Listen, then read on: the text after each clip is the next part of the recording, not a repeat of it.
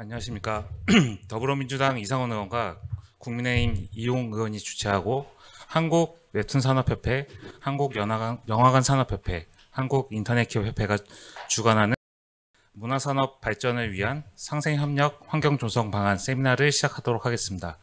저는 오늘 사회를 맡은 한국인터넷기업협회 김영규 정책시장입니다. 바쁘신 일정 가운데서도 귀한 시간을 내어 세미나에 참석해 주신 모든 분들께 감사 인사를 드립니다. 오늘 세미나는 유튜브와 네이버 TV로 생중계가 되고 있습니다. 소중한 시간을 내어 참석해 주신 만큼 끝까지 함께 해주시기를 부탁드리겠습니다. 그리고 오늘 세미나의 자료집은 저희 협회 홈페이지 정책동향, 정책자료집란에 게시되어 있습니다. 행사가 끝난 후 참고해 주시기 바랍니다. 그럼 먼저 이 세미나를 주최해 주신 두 의원님의 환영사를 듣도록 하겠습니다. 먼저 이상원 의원님의 환영사를 영상으로 보시겠습니다. 대단히 반갑습니다.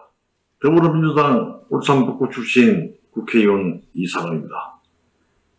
바쁘신 중에도 귀한 시간을 내어주신 내외인 여러분, 오늘 세미나에 참석을 많이 해주셔가지고 대단히 감사합니다.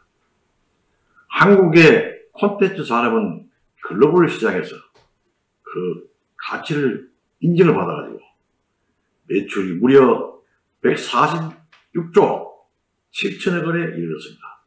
시장 규모가 세계 7위에 진입을 하였습니다. 콘텐츠 산업은 대한민국의 경쟁력이자 주력 산업이 되었습니다. 이에 발전하고 있는 문화 산업에 맞는 환경을 만드는 것이 꼭 필요합니다. 문화 다양성을 정의하고 문화상품의 창작을 기반으로 보호함으로써 우리의 문화적 삶의 질을 향상시킬 수 있는 환경을 꼭 만들어야 합니다. 오늘 이 자리를 통해서 우리 문화산업이 지속적으로 발전을 하면서 관계자 모두가 상생할 수 있는 방안이 되기를 희망합니다.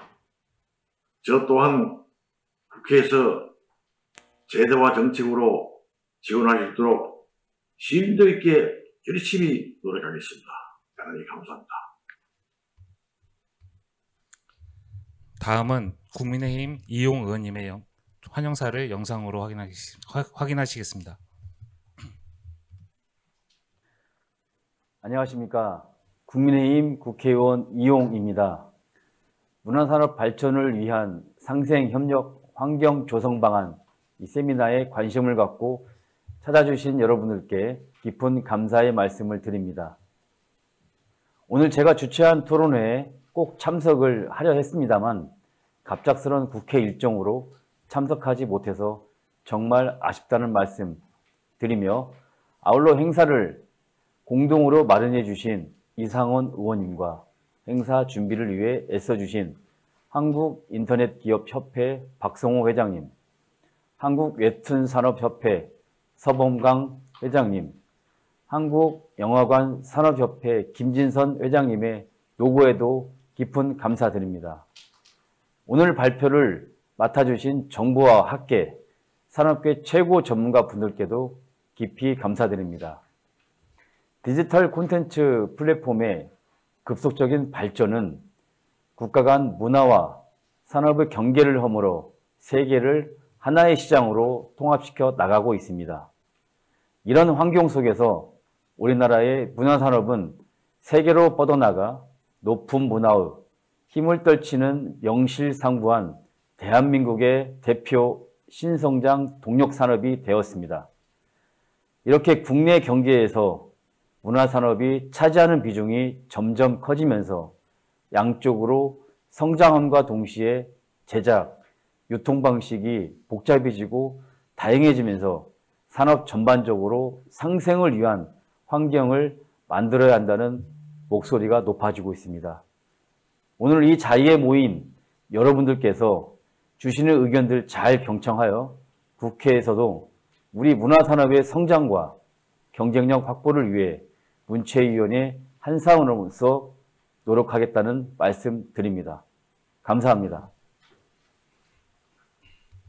네, 그럼 본 토론회에 앞서 참석해주신 토론자와 발제자분들의 기념 촬영을 먼저 촬영하도록 하겠습니다. 발제자 토론자분은 앞으로 좀 나와주시기 바랍니다. 먼저 중앙대학교 법학전문대학원 이규호 교수님께서 사법관점 상생협력 환경 조성을 위한 방안이라는 주제로 발표해 주시겠습니다.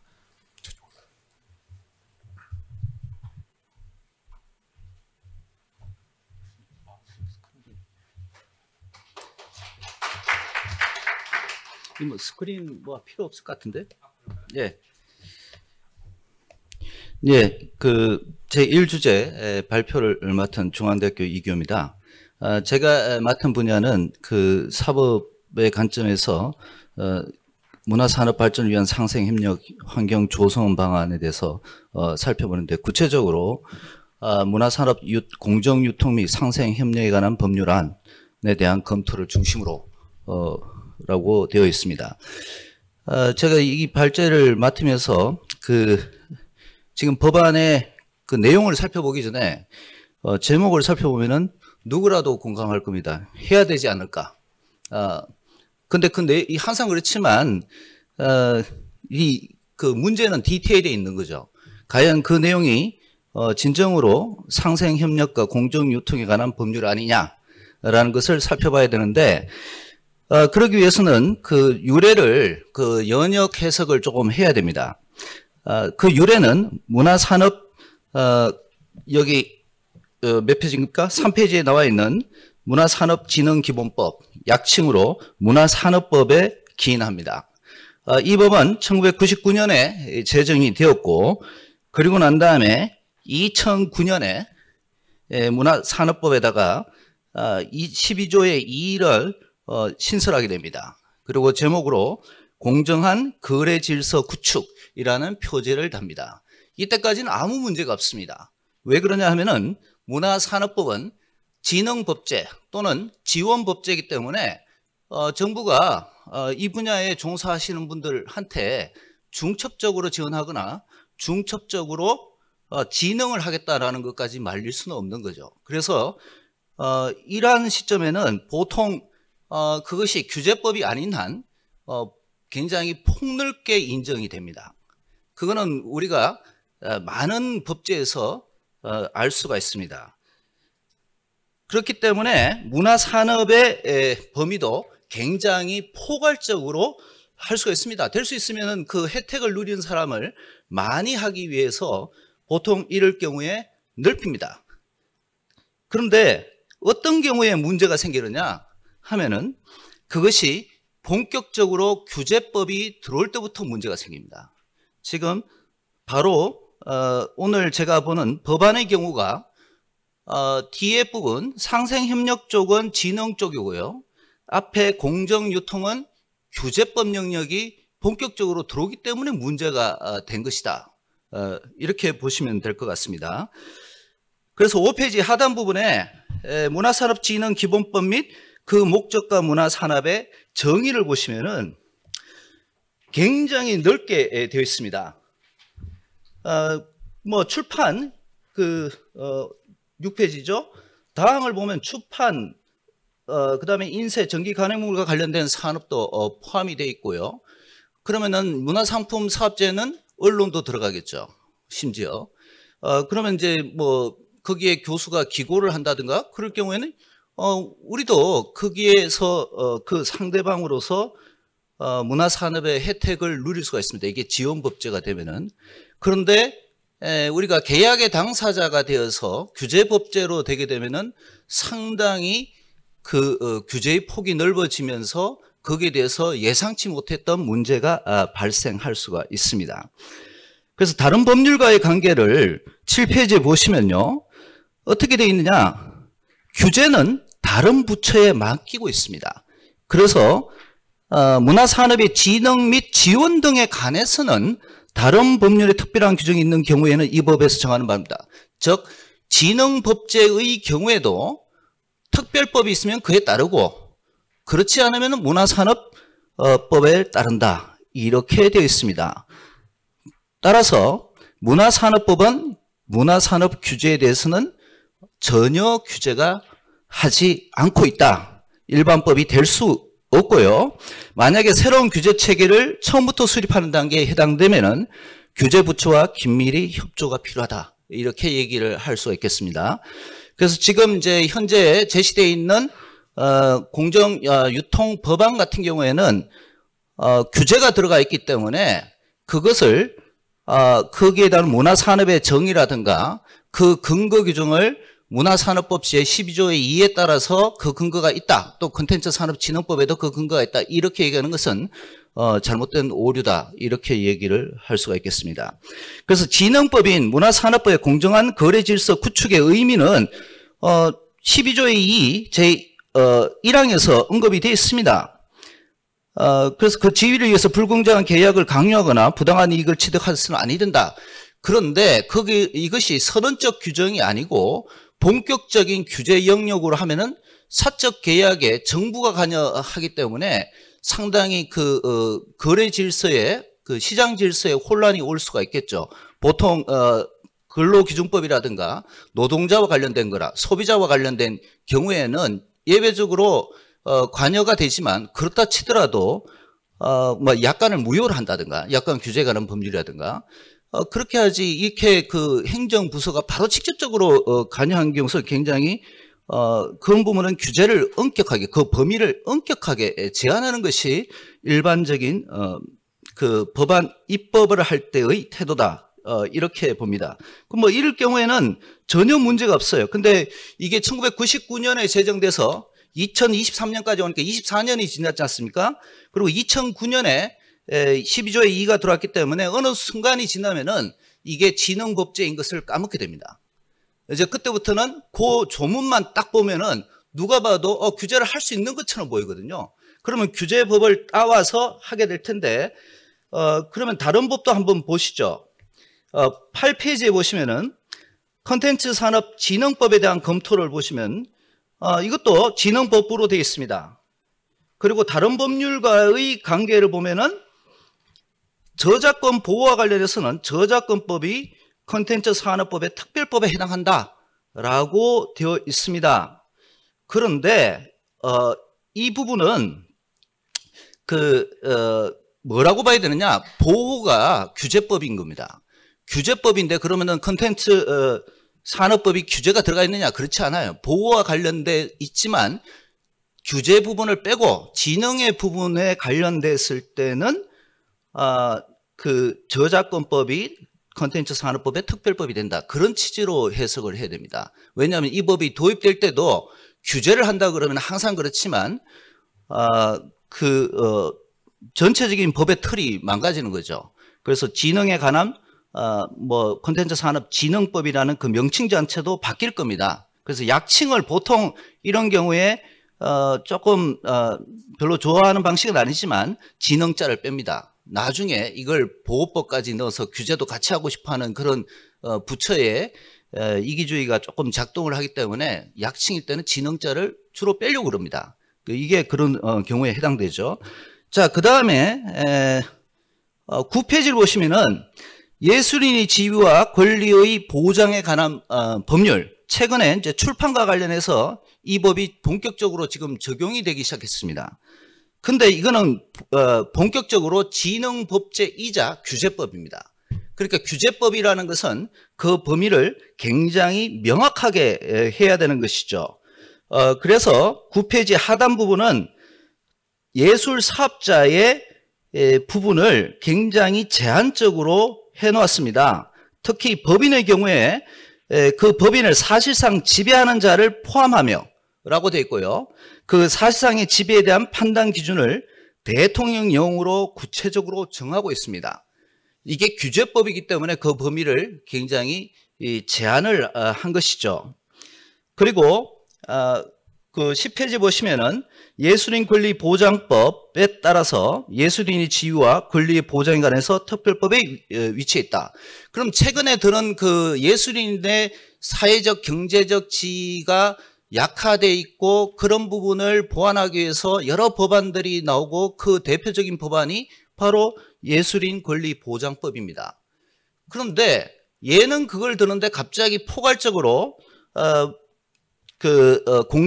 유통 및 상생 협력에 관한 법안이 이렇게 나온 거죠. 그러면은 그 범위를 확장해야 되는 그런 당위성은 어디에 있느냐? 근데 그 당위성을 설명할 때는 주로 예술인의 열악한 지위를 언급하고 있는 것이죠. 그러면 그 부분은 예술인 권리 보장법을 따르면 되는 겁니다. 그러면은 앞으로 이 법안에 대해서 제정 취지를 가만히 보시면은 그 영세한 콘텐츠 기업이 시장에서 우월적 지위를 가지는 유통기업과의 불공정 거래로 피해를 입더라도 이렇게 되어 있습니다. 이게 사실 이제 공정거래법으로 가야 되는 얘기거든요. 그럼 공정거래법에서 그 범위를 제한해 놓은 건 시장 질서에 초점을 둔 겁니다. 그런 개인의 그 어떤 창작인 개인의 문제라기보다는 시장 질서에 초점을 뒀는데, 자, 그럼 한번 비교를 해보시죠. 예술인 권리 보장법은 그 관점이 예술인의 관점에서 되어 있습니다. 근데 문화산업 공정 유통 및 상생 협력에 관한 법률안은 문화산업에 초점을 두고 있는 겁니다. 그럼 문화산업에 초점을 둘 때는 시장 질서라는 용어가 같이 연계되어 있다, 이렇게 보는 게 타당할 것 같습니다. 그럼 시장 질서를 문체부가 관장하는 것이 타당한가라는 문제까지 언급하게 될 것이고요.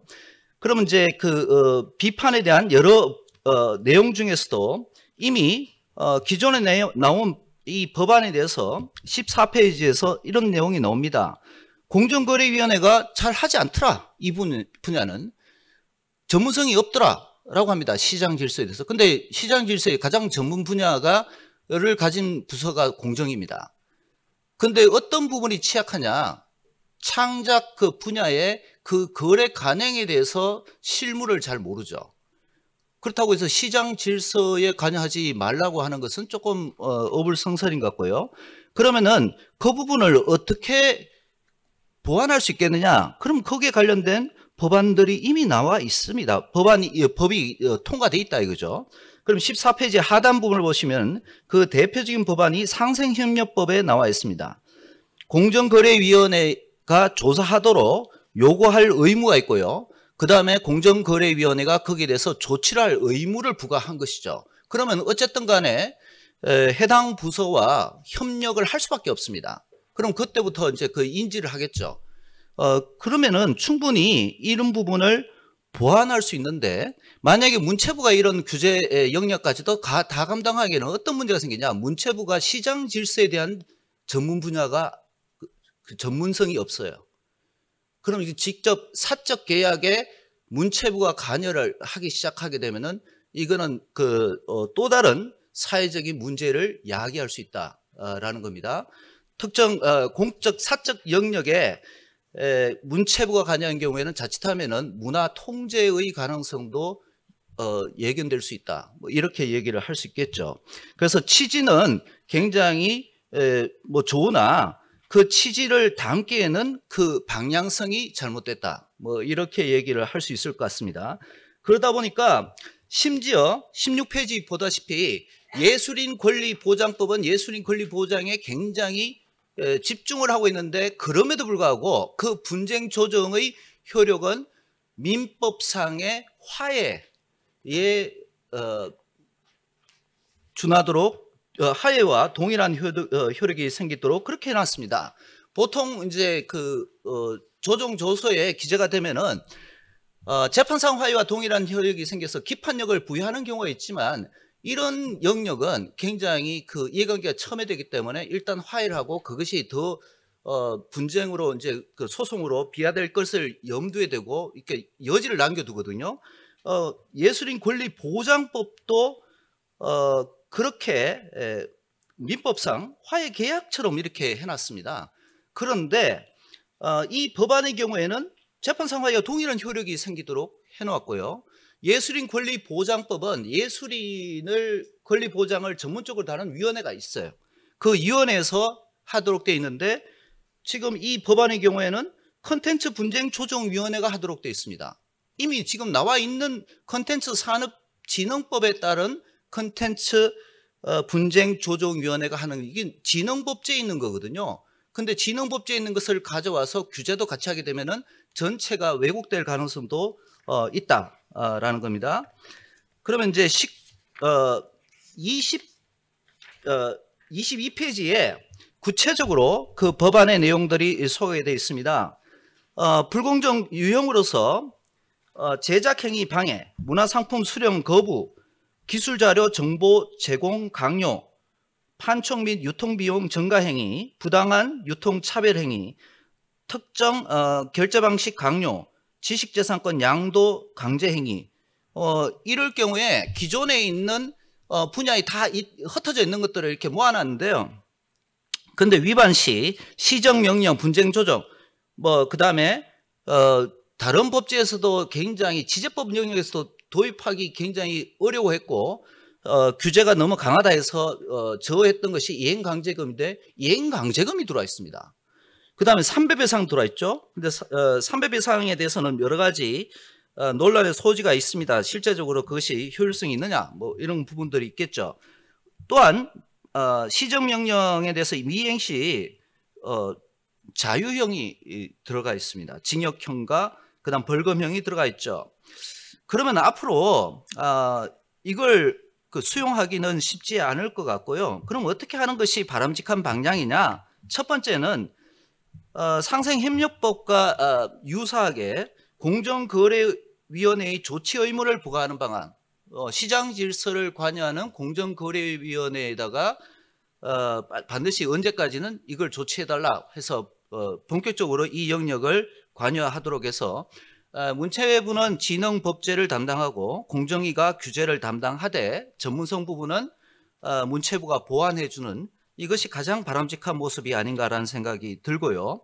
그 다음에 다른 법률과의 관계에서도 이 법안이 갖고 있는 문제점은 여러 법을 이렇게 들고 있습니다. 그 머릿속에 중기부가 들어있고요.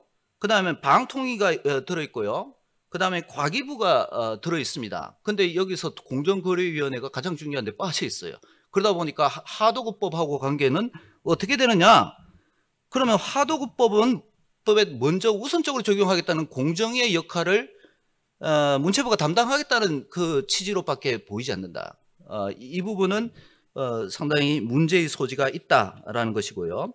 그 다음 사적 계약에 과도한 공적 개입을 할 때는 이게 규제법의 영역이기 때문에 될 수 있으면은 그 시장 질서를 가지고 언급할 수 있는 부서가 규제를 해야지 그렇지 않게 되면은 건 바이 건으로 그 여론에 휘달려서 그 다음에 공적 개입이 일어나게 되면은 형평성, 공정성 여러 가지 그 다음에 문화산업의 탄압 문제라든가 이런 문제들이 불거질 수밖에 없다. 그래서 이제 문체부는 본연의 임무에 충실하게끔 진흥법제에 초점을 두는 것이 타당하다라는 것이고요. 그 다음 마지막으로 포괄 규제 및 중복 규제.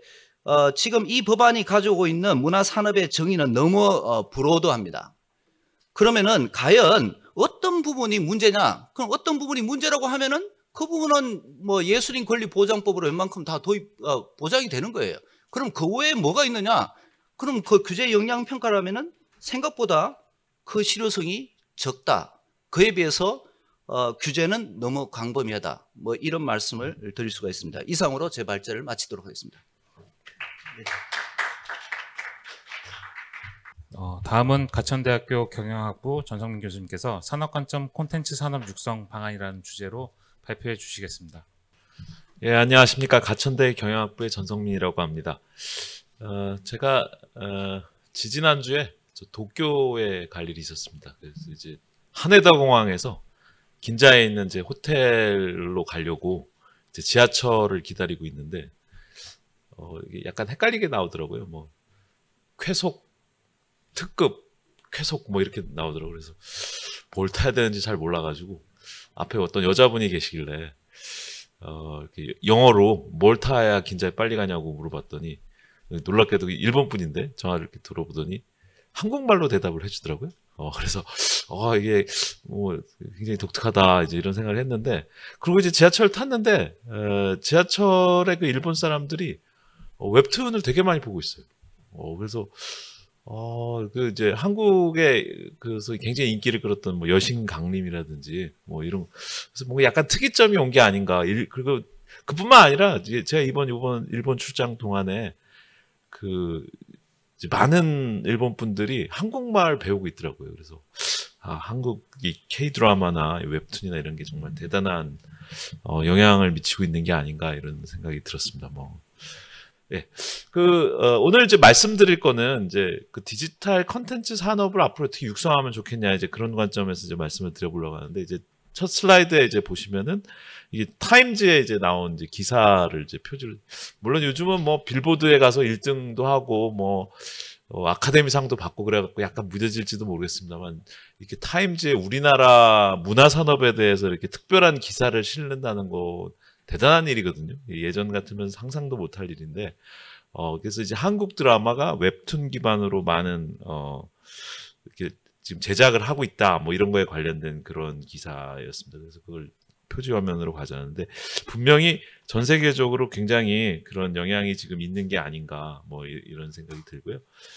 그래서 실제로 이게 수치로 봐도 이제 글로벌 웹툰 시장 규모가 약 뭐 6조 원, 근데 앞으로 뭐 한 80조 원 정도까지 연 뭐 40%씩 이제 늘어난다고 그러고 있습니다. 근데 특히나 이제 큰 시장인 뭐 미국이나 일본에서 지금 뭐 미국에서는 네이버 웹툰이 1위를 달리고 있고 일본에서는 이제 카카오의 피코마가 지금 1등, 뭐 네이버의 라인 망가 2등을 달릴 수 있는 만큼 그만큼 이제 문화 산업의 강국이 우리나라가 이제 돼가고 있는 게 아닌가 이렇게 볼 수가 있고요. 특히나 이제 그 미국 웹툰 시장 점유율을 보면 외부 웹툰이 지금 이제 그래프에서도 볼 수 있겠습니다만 과반수 이상의 아주 압도적인 1등을 지금 차지하고 있습니다. 그리고 한편 이제 피코마 역시 굉장히 잘하고 있죠. 그래서 뭐 일본에서 누적 다운로드 4천만 건, 그래서 이런 앱 관련돼서도 뭐 1위를 달리고 있습니다. 그래서 이제 대단한 성과를 지금 내고 있다고 볼 수가 있는데요. 하지만 이제 성과만 내고 있는 거가 그렇게 꼭 긍정적으로만 보이고 있는 상황은 아니고요. 최근에 이제 애플하고 아마존이 이제 웹툰 산업에 이제 진입하겠다고 했고 실제로 서비스를 일본에서 시작하기로 했습니다. 그래서 특히 뭐 국내 많은 웹툰 작가들하고 같이 콜라보를 해서 일본 시장을 지금 공략 중에 있는데 저는 굉장히 이게 특이점이 왔다고 봅니다. 왜냐하면 웹툰이라는 말 자체가 1999년에 이제 우리나라에서 처음 생긴 말인데 이제 웹툰이라는 단어를 전 세계 사람들이 그러니까 망가라는 일본 말, 만화라는 망가라는 말을 전 세계 사람들이 쓰듯이 웹툰이라는 말을 이제 전 세계 사람들이 이제 쓰게 된 어떻게 보면 이제 콩글리시로 시작한 단어인데 그게 이제 전 세계 사람들이 쓰고 있고 특히나 이제 애플이나 아마존이 이 사업에 뛰어들었다는 건 사업성을 굉장히 높게 보고 있는 거고 특히나 일본 시장에서 주도권을 갖는 게 매우 중요하다고 판단을 한 것 같아요. 그래서 일본에서 지금 격전지가 이제 되지 않을까 일본이 이제 이렇게 보여지고 있습니다. 근데 이제 글로벌 플랫폼 기업들이 이런 컨텐츠 산업에 뛰어든 거는 이제 우리가 기시감을 데자뷰가 있죠. 왜냐하면 예전에 게임 유통을 어떻게 했었냐면 제작사, 디벨로퍼들하고 이제 퍼블리셔 이렇게 해서 반반씩 나누는 구조로 보통 유통이 됐습니다. 그런데 이제 구글하고 애플이 이제 들어오면서 여기 구조가 이제 크게 바뀌게 되죠. 2008년 아이폰이 나오고 난 다음에 이제 앱스토어가 생기고 이제 곧 이어서 이제 구글의 이제 그 플레이 스토어가 생기면서 이 게임 유통은 완전히 달라지게 됩니다. 잘 아시다시피 이제 게임의 유통의 총 매출액의 약 30%에 달하는 이제 수수료를 이제 가져가게 되고 있는데요. 그래서 사실 웹툰도 지금은 이제 애플하고 아마존이 뛰어들어서 굉장히 이제 이 시장이 글로벌로 커지고 있구나라는 증거도 방증이 된다고 이렇게 볼 수도 있겠습니다만 동시에 이제 글로벌 플랫폼이 이게 시장에서 게이트키퍼 같은 역할을 할 가능성이 상당히 높아질 여지가 있다. 그래서 굉장히 우려가 되는 부분이기도 합니다. 그래서 이제 관련된 연구 문헌을 보니까 이제 웹툰에 관련된 연구는 이제 말씀드린 대로 한 20여 년간 한국 단어의 웹툰 자체가 그래서 구글 스칼라에서 이제 웹툰이라는 단어를 찾아보면 대부분의 연구 논문이 한국에서 만들어진 논문들이 대부분입니다. 그래서 그런데 이제 여기서 중요한 포인트가 있는 게 뭐냐면 이제 우리가 어떻게 이제 웹툰이라는 비즈니스 모델이 만들어졌을까 이걸 애시당초 시초부터 우리가 좀 약간 봐야 될 필요가 있는데요. 제가 이제 최근에 이제 전길남 교수님하고 인터넷 비즈니스의 역사 프로젝트를 진행하고 있습니다. 근데 그 중에 굉장히 중요한 포인트 중에 하나가 인터넷이 우리나라가 다른 어떤 나라보다 일찍 이제 구현하게 됐잖아요. 1982년에 이제 전길남 교수님이 처음으로 이제 인터넷 연결을 하게 돼서 우리가 인터넷을 빨리 가지게 되었습니다만 인터넷이 일반에 보급되기 시작한 거는 90년대 중반에 이르게 되고요. 그 다음에 인터넷 산업이 폭발적으로 성장하게 된 거는 이제 PC방이라든지 그 다음에 이제 사업 모델이 나오면서 그게 가능해졌는데 특히 다 컨텐츠 산업에서는 그 디지털 아이템 판매 사업 모델이 나오면서 이제 크게 성장하게 됩니다. 대표적인 게 이제 세이클럽에서 이제 아바타를 꾸미는데 사람들이 돈을 쓰기 시작했잖아요. 그 채팅 사이트에 예전에는 텍스트 기반의 채팅 사이트에서는 이제 그렇게 뭐 돈 쓸 일이 없었는데 이 디지털 컨텐츠를 사면서 채팅방에 들어가는 거죠. 구체적으로 예를 들자면 이렇게 멋있는 옷을 이제 디지털 자기 아바타한테 입히는데 몇천 원 쓰면은 이제 채팅방에 가서 이제 말을 이제 걸 수 있고 그런데 이제 만약 돈을 안 내면 이제 내복 발음으로 들어가는 거죠. 그럼 이제 아무도 말을 안 걸어주는 겁니다. 근데 뭐 또 돈을 좀 더 대면 이제 개도 한 마리 주고 그러면 이제 더 이제 채팅방에서 인기를 끌 수 있는. 근데 이게 사실 세이클럽 그 내부 네오이즈 그 내부에서도 이게 사업이 될 거라고 생각을 안 했다고 그러더라고요. 많은 분들이 그게 과연 사업이 되겠어? 그 디지털 픽셀 쪼가리가 그게 누가 돈을 내겠어? 이렇게 상당히 회의적으로 내부에서 봤대요. 근데 막상 실험을 해봤더니 불과 한 달 만에 몇십억 이제 매출을 낸 겁니다. 그래서 이제 이게 완전히 이제 사업 모델로 정착하게 됐고 이게 이제 연이어서 이 사업 모델이 다른 산업에도 영향을 미쳐서 이게 게임 산업으로 금방 전이 되거든요. 지금 슬라이드에서 보시면 많은 분들이 익숙하겠습니다만 이제 카트라이더. 네, 그래서 이제 대부분 게임을 무료로 즐깁니다. 근데 이제 이 게임을 아주 좋아하는 사람들은 카트를 돈을 주고 몇천 원씩 돈을 주고 이제 카트를 사게 되는데 이 사업 모델이야말로 사실 우리나라의 디지털 컨텐츠 사업 모델이 자리를 잡게 되는 아주 중요한 사업 모델에 근데 이게 이제 왜 인터넷 역사에서도 중요하냐면 인터넷의 역사도 결국은 이 인터넷 비즈니스 모델이 만들어져야 그래야 사실 산업으로 크게 성장할 수 있는 찬스가 생기거든요. 그러니까 PC방이 생긴다든지 이런 디지털 아이템 판매를 갖는다든지 그러면 이제 이런 채팅 사이트 그다음에 게임 서비스 뭐 웹포탈 이런 데서 이제 돈을 벌 수 있는 기회가 생기게 되고 그럼 여기에 컨텐츠를 대는 회사들이 역시 돈을 벌 수 있는 기회가 생긴다는 측면에서 인터넷 생태계에 아주 중요한 시점입니다. 실제로 이렇게 부분 유료화 사업 모델은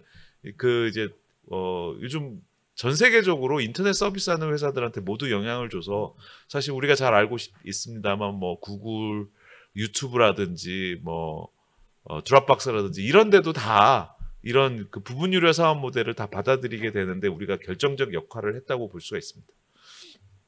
그러면 이제 우리 웹툰 이제 플랫폼 사업 쪽으로 이제 다시 돌아와서 구조를 조금 말씀드리고 싶은데 보통 우리가 플랫폼 사업을 얘기할 때 그 크게 구성 요소로 CPND 뭐 이렇게 보통 우리가 얘기를 합니다.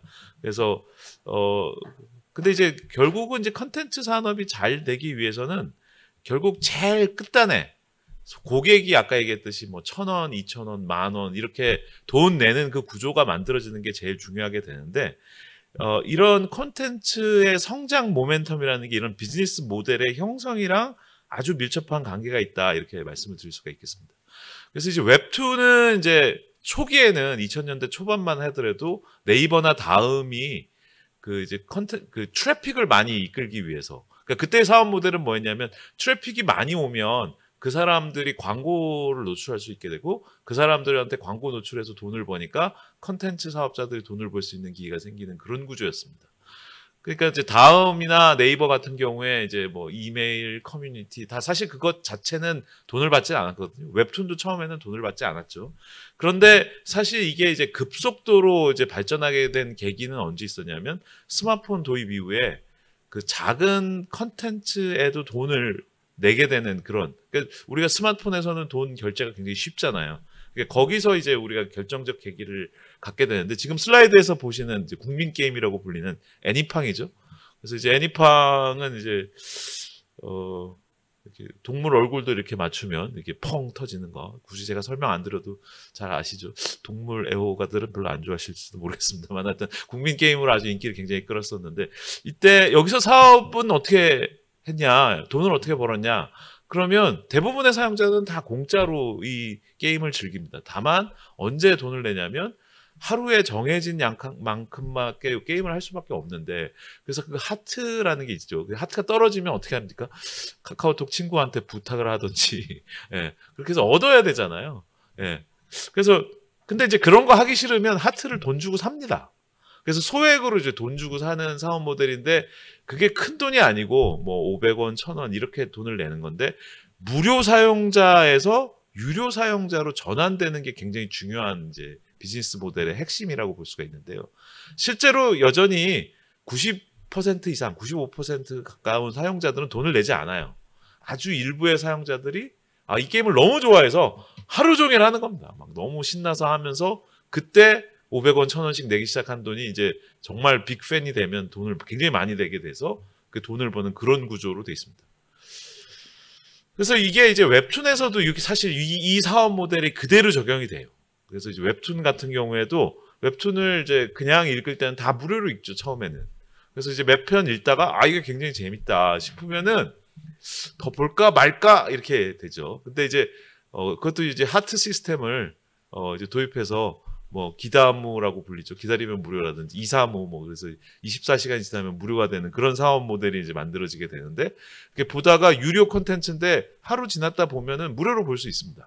근데 이제 사람 마음이 그렇지가 않죠. 이렇게 계속 보던 건데 이 다음은 이렇게 그러면 항상 다음 화에 계속됩니다. 이렇게 뜨죠. 그러면 이제 요 유혹을 넘길 수가 없어서 돈 1000원 내지 뭐 이렇게 해서 돈을 내게 되는데 이게 사실 컨텐츠 창작자들까지 돈이 전달될 수 있는 그런 기회를 제공해 주는 겁니다. 근데 이게 얼마나 대단한 거냐면 저희가 이제 들어가서 데이터를 받아가지고 한번 조사를 해봤습니다. 그래서 조사를 해봤더니 만화, 웹툰 같은 경우에는 기다무를 적용하면 매출이 거의 1000%, 10배 정도 늘어나요. 근데 웹소설은 더합니다. 35배 정도 늘어나요. 그러니까 기다무를 안 하면은 훨씬 사람들의 관심이 적은 거죠. 컨텐츠의 특성상 경험제이기 때문에 자기가 직접 경험해 보지 않으면 사실 잘 모른다고요. 그러니까 이런 기다무 무료를 이렇게 사업 모델을 구현하는 게 굉장히 중요한 요소라고 볼 수가 있는 겁니다. 게다가 이제 웹툰 같은 거는 일단 처음 한번 만드는데 들어가는 비용이 크지 이게 이제 고정 비용이 높다고 그러잖아요. 추가로 한 사람이 더 본다고 사실 작가나 플랫폼에서 부담해야 되는 비용은 거의 제로에 가까워요. 그러니까 한 개 비용이 거의 제로에 가깝기 때문에 사실은 가격 설정을 굉장히 플렉서블하게 할 수 있습니다. 그러니까 이제 이건 마치 통신사 요금제, 여기 계신 모든 분들이 통신사 요금제가 아마 거의 다 다를 텐데 그거랑 비슷하다고 생각하시면 되겠습니다. 그래서 이 기다무의 사업 모델은 굉장히 개인별로 복잡하고 이런 식으로 이제 구성될 수밖에 없게 되는 거죠. 그래서 이제 이게 이제 단점이라고 할 수도 있나요? 모르겠습니다. 장점도 있는 거죠. 뭐냐면 예전에는 만화방에 가서 만화를 보면 작가가 누가 무슨 만화책을 보는지 알 방법이 없습니다. 그런데 이제 플랫폼을 통해서 이제 서비스를 하기 시작하면 사람들이 어떤 웹툰을 동시에 보고 있는지, 그 다음에 이제 어떤 속도로 읽고 있는지 이런 걸 다 알 수가 있습니다. 그래서 이제 뭐 재밌게 보고 있는지 아니면 이제 좀 바빠서 그런지 좀 덜 보는지 아니면 돈을 내는지 안 내는지 이런 것들 다 모니터링 할 수가 있죠. 그래서 그거가 이제 이 플랫폼 사업의 사실은 핵심이라고 볼 수가 있는데 게임에서도 그렇고 웹툰에서도 그렇고 이제 동일한 이제 현상이 있다고 볼 수가 있는데 그게 뭐냐면 이런 겁니다. 이제 사용자들이 뭐 하는지를 다 알 수 있고 그다음에 사용자들이 피드백을 또 어떤 피드백을 주는지를 다 알 수 있잖아요. 그러니까 게임에서도 뭐 게임 사용자들이 뭐 원하는 게 이런 거다 그러면은 뭐 패치하거나 업데이트하거나 업그레이드하는 과정을 거치면서 게임이 굉장히 개선돼요. 근데 마찬가지로 웹툰 같은 경우에도 이 사용자들의 피드백을 받아서 이 서비스들이 굉장히 개선되고 더 재밌어지고 그 캐릭터 뭐 죽이지 말아요. 뭐 어떤 뭐 그런 그 독자들의 개입도 많이 일어나요. 그러니까 예전에 이제 만화에서는 사실 생각할 수 없었던 새로운 어떤 그 커뮤니케이션이 나타나게 되는 거죠. 그리고 더더욱이나 이제 아까 제일 처음에 이제 슬라이드 보여드렸습니다만 이제 김비서가 왜 그럴까가 아마 이제 대표적인 사례라고 보여지는데 이제 소설로 출발한 이제 컨텐츠가 웹툰이 되고 웹툰이 이제 드라마가 돼서 이제 원소스 멀티 유즈라는 이런 사업 모델이 생겨서 이게 이제 소설로 읽을 때보다 웹툰이 됐을 때보다는 드라마가 됐을 때 이제 임팩이 훨씬 커지거든요. 또 동시에 이제 드라마가 뜨잖아요. 그러면 드라마를 보고 원작을 봐야 되겠다는 그런 수요가 창출이 됩니다. 그래서 이런 거는 이제 전에는 이제 없었던 사례들인데 이런 게 이제 굉장히 큰 장점이라고 볼 수 있는데 그래서 이제 그동안에 이런 사업 모델은 이제 국내 플랫폼들이 이런 역할을 해왔습니다. 네이버, 카카오가 이런 역할을 해왔는데 이제 빅테크들이 이제 여기에 참여하면 어떻게 될까 그러고 생각해 보면 이제 영화 같은 경우에는 이제 넷플릭스가 이제 오징어 게임을 한 사례가 있죠. 그래서 이제 전 세계 사람들이 오징어 게임 본 건 굉장히 좋긴 한데 그런데 이제 우리가 계약을 들여다보면 크게 성공했을 때 업사이드는 넷플릭스가 다 가져가는 그런 계약 구조로 돼 있습니다. 그래서 빅테크들이 이제 만약에 이런데 시장 주도권을 가져간다면 이 산업 구조가 이제 크게 어떻게 변할까 이제 굉장히 걱정되는 영역이기도 한 거죠. 그래서 이제 웹툰 기반인 경우에도 지금 이제 웹툰의 원작자들이 이런 그 이제 글로벌 OTT에다가 이제 유통하는 그런 저작권에 대한 이슈 이런 것들을 플랫폼하고 어떻게 나누냐가 크게 큰 쟁점이 되는 것 같습니다. 이제 그래서 지금 이제 오늘 논의가 되는 상생이라는 게 뭐 다양한 의미가 있을 수 있을 것 같습니다. 뭐 이게 아주 대박이 난 경우도 있을 테고 대박이 나지 않을 경우에 먹고 살 만하게 어떻게 할 수 있는 방법은 없을까? 뭐 이런 내용도 있을 것 같기도 하고 그런데 어찌됐든 이게 산업의 관점에서 보게 됐을 때 우리는 이제 그 파이가 크게 되는 게 중요한데 지금 이번에 이제 발의된 이 법안의 내용을 들여다봤더니 이 세부적인 내용들을 다 일일이 제어하는 그런 내용들이 들어있어서 상당히 좀 우려가 되더라고요. 이게 무슨 말씀이냐면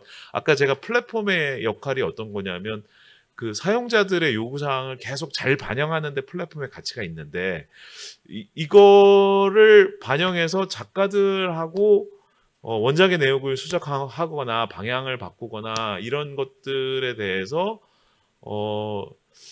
이게 정부가 개입하겠다 이런 내용들이 그 내용에 많이 들어 있습니다. 그러면 이거는 사실 플랫폼의 원천적인 비즈니스 모델 내지 아니면 이 플랫폼의 속성을 잘 이해하지 못하고 발의한 법안이 아닌가 이게 상당히 좀 위험한 게 아닌가 이제 이런 생각이 들고요. 더더욱이나 이제 아까 말씀드린 대로 빅테크들이 이 사업에 지금 뛰어들어서 사업을 강화하고 있는 시점에서 이거는 조금 지금 약간 시대착오적인 접근 방법이 아닌가 이렇게 보고요. 그 다음에 이제 최근에 이제 불거진 이슈 중에 하나는 이제 웹툰 작가들이 일하는 시간이 너무 길다. 그래서 이게 너무 바쁘다. 뭐 이게 이제 큰 이슈인 것 같습니다.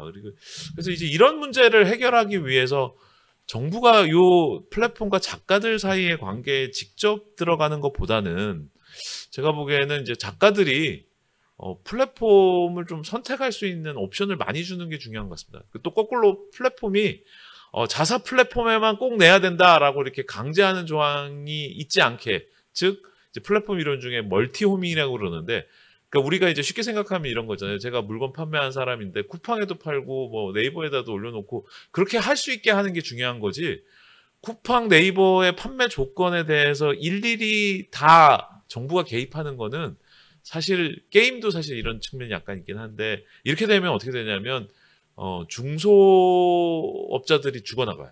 왜냐하면 그 정부 개입하는 거를 위한 문서 다큐멘트를 만드는데 너무 시간이 많이 소요되고 이런 게 굉장히 어려워지기 때문에, 그래서 이제 지금 이 법안이 만약에 이제 발효가 된다면 제가 보기엔 작가들하고 플랫폼 모두 굉장히 어려운 상황이 날 가능성이 많고, 제가 이제 작년까지 벤처 창업 학회장을 하면서 이렇게 보니까 스타트업에 미치는 영향이 굉장히 부정적으로 나타날 가능성이 크다, 이렇게 말씀을 드릴 수가 있고요.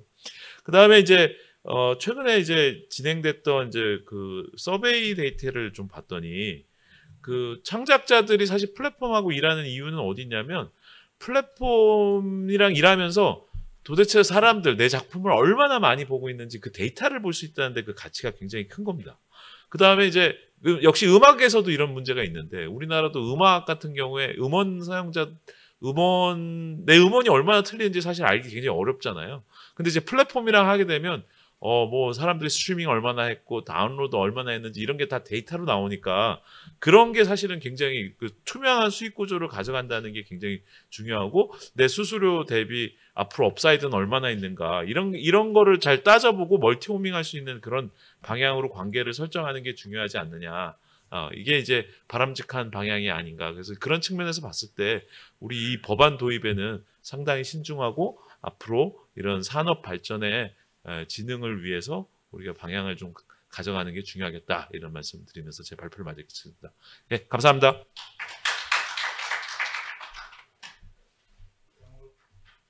이상으로 발표를 마치도록 하겠습니다. 토론을 진행하기 앞서 잠시 장례를 정리하도록 하겠습니다. 예, 그럼 지금부터 토론을 진행하도록 하겠습니다. 토론회는 성균관대학교 법학전문대학원 지성우 교수님께서 맡아주시겠습니다. 네, 안녕하세요. 성균관대학교 법학전문대학원의 지성우 교수입니다. 코로나가 거치고 이렇게 좋은 토론회에서 여러분들을 다시 만나게 되어서 매우 기쁘고 감사하게 생각합니다. 지금 현재 그 문화산업 발전을 위한 상생 협력은 우리가 또 다른 그 문화의 발전을 위해서 매우 중요하다고 생각을 합니다. 그래서 오늘 그 얘기를 나누기 위해서 이렇게 문화산업에 있어서 정책의 대표적인 분들을 모시고 발제와 토론을 듣게 되어서 매우 영광으로 생각을 합니다. 먼저 이규호 교수님께서는 사법적인 관점에서 상생협력의 환경 조성을 위한 방안을 말씀해 주셨고요. 전성인 교수님께서는 산업 관점에서 말씀을 해주셨습니다. 시간상 저희들이 12시 정도까지는 이 세미나를 마쳐야 될 것 같아서 여기 나오는 그 순서대로 노동환 콘텐츠 웨이브 리더님을 비롯해서 서봉광 회장님, 곽은경 사무총장님, 윤양수 콘텐츠 정책국장님이 마지막으로 정리를 해주시면 될 것 같습니다. 시간은 약 한 7분 정도씩 드릴 수 있을 것 같습니다. 그래서 먼저 우리 콘텐츠 웨이브의 노동환 리더님 말씀을 해주시면 감사하겠습니다. 예, 소개받은 콘텐츠 웨이브 노동환입니다. 월요일 아침부터 이렇게 세미나가 있어가지고 아침부터 좀 분주하게 하루를 보내고 있는데요. 우선 그러니까 국회에서 문화산업 공정유통법 관련해서 이제 논의가 지내다가 법사위에서 다시 문체위로 재검토에 대한 요청이 간 이유가 있었습니다. 기본적으로 본 법률안에 있어서 법률적인 체계가 좀 맞지 않고 부처 간 이견이 많이 존재하기 때문에 법사위도 관련 법률안에 대해서 문체위에 다시 재검토 요청을 했고, 아마 문체위에서는 관련 법률안에 대해서 다시 한번 이제 소위를 통해 가지고 아니면 전체회의에서 다시 한번 논의될 예정인데, OTT 쪽에서 나왔다 보니까는 저희 OTT 쪽에서는 초반에 이 관련 법률안에 대해서 크게 인지를 하지 못한 건 사실입니다. 우려점도 크게 가지고 있지는 않았고요. 근데 최근에 문화산업 공정유통법 관련뿐만 아니라 플랫폼 기업, OTT를 포함해서 다양한 플랫폼 기업이 있지만, 플랫폼은 시장에서 바라보는 게 항상 죄인 취급을 받는 것 같습니다. 잘못을 한 것이 없어도 항상 잘못을 하고 있는 행위에 초점을 맞춰서 법률안이 만들어지는 거에 대해서는 다시 한번 우려점을 표할 수밖에 없고요. 최근에는 디지털 서비스법도 나와가지고 이제 규제를 대응하다가 올 한 해를 또 보내겠구나. 항상 공격과 방어를 하는 최근 3년, 4년인 것 같아요. 규제가 들어오면 막고, 규제가 들어오면 막고. 그럼 시장은 빠르게 급변하는데 이런 법률안들이 시장을 제대로 반영하고 있는가에 대해서 항상 의문점을 갖고 있습니다. 논의하는 중간에도 시장은 변화하고 있고 그 변화된 시장에 맞춰가지고 사업자들의 행위는 다양하게 이루어지고 있는 건 사실입니다. 그렇다고 하면은 본 법률안이 가지고 있는 우려점을 중심으로 한번 이야기를 해드릴 수밖에 없는데 저희 뭐 게임, 음악, 그리고 애니메이션 다양한 개별 법률에 의해서 문화 콘텐츠 산업에 대해서 진흥 정책이 이루어지고 있는 건 사실입니다. 근데 갑자기 문화 산업에 대한 공정유통법이 나오면서 개별 법률에 있는 체계들이 다시 통합을 되는 과정에서 진흥이 아니라 하나의 규제로 일원화되고 통합하고 있다는 점이 가장 중요한 시사점인 것 같습니다. 아무래도 사업자 입장에서는 규제로 편입되는 거는 항상 우려점이 있는 건 사실이죠. 그리고 규제로 인해서 사업에 대한 경직성이 일어날 우려가 있고 그리고 기존에 있던 행위가 위법의 범위로 들어갈 수 있다는 항상 사업자 리스크가 당면한 건 사실입니다. 우선 그 토론문 위주로 이제 말씀을 드리면 제가 산업적인 측면하고 규제적인 측면을 약간 분리해서 이제 토론문을 작성을 했는데 우리는 상품마다 약간 특성이 있습니다. OTT는 동영상 콘텐츠를 거래를 하고 웹툰도 있고 그리고 게임도 있고 이렇게 각각에 대한 문화 상품은 그 상품에 대한 특수성이 있습니다. 그 특수성을 반영을 해가지고 거래 행위가 있고 그 거래 행위를 보다 세분화 들어가면은 당사자 간의 행위, 특히 계약 행위에 대해서 각각 차이점이 있는 건 사실입니다. 근데 하지만 이렇게 거래에 대한 특수성, 상품에 대한 특성을 반영하지 못하는 이런 획일적이고 경직된 규제 적용이 약간 우려되는 건 사실입니다. 문화상품 부분은 가장 중요한 원칙 중에 하나가 시장에 대한 자율성을 존중하는 방향입니다. 하지만 본 법률안으로 인해 가지고 문화상품을 하나로 단일하게 취급을 함으로 해가지고 시장의 자율성과 유연성을 저해하기 때문에 이렇게 규제 중심의 법률로 일어나는 부분에 대해서는 지양을 하는 정책 방향이 이제 맞는 부분인 것 같고요. 다른 한 부분은 문화산업에 대한 이제 위축 부분을 말씀드릴 수가 없는데 우리는 플랫폼이라는 부분은 항상 양면시장이라는 관점에 있어서 항상 시장과 이용자를 항상 중개해 주거나 뭐 직접 거래도 있지만 항상 유연성이 가장 중요합니다. 그 유연성으로 인해 가지고 거래 행위가 유연성으로 인해 가지고 거래 행위가 증가하고 그 증가된 거래 행위를 통해 가지고 이용자들이 보다 좋은 상품을 접할 수 있는 하나의 접점을 만들고 있는데 그러한 접점들이 이렇게 나타나는 규제로 인해 가지고 약간 위축될 우려가 있는 부분이 있다는 점을 하나 말씀드리고 있고 가장 중요한 부분이 이 법률을 보시게 되면은 거래관계에 대한 계약사항에 대해서 나열되어 있고 그리고 표준계약서 부분을 되게 의무적으로 쓸 경우에는 뭐 관련된 법조항을 적용받지 않는다 이렇게 명시되어 있는데 현재 거래 관련된 부분은 앞서 발표하신 교수님도 말씀하셨지만은 공정위가 전자상거래법에 의해 가지고 이미 관련된 규제에 대한 적용을 하고 있는 상황이고 이 부분과에 대한 중첩적인 부분, 이중규제, 중복규제에 대한 우려가 있는 건 사실입니다. 또 하나는 자세히 보시면은 이제는 플랫폼 시장이라는 부분을 제가 자율성과 유동성을 많이 말씀을 드리는데 기본적으로 시장에서 사업자 간의 거래에 있어서 당연히 지켜야 될 원칙들이 다 사업자들 부분으로 다 준수하고 있습니다. 근데 다만 이렇게 나타나는 행위들을 금지를 통해 가지고 약간 거래 행위를 위축시킬 경우에는 약간 산업에 대한 부분을 위축인 부분인데 이렇게 위축되는 부분은 제작시장, 유통시장 그리고 최종적으로 이용자에 대한 복지 부분까지도 약간 위축될 우려가 있고 그 다음으로 이제 규제적인 측면을 이제 말씀드릴 수밖에 없는데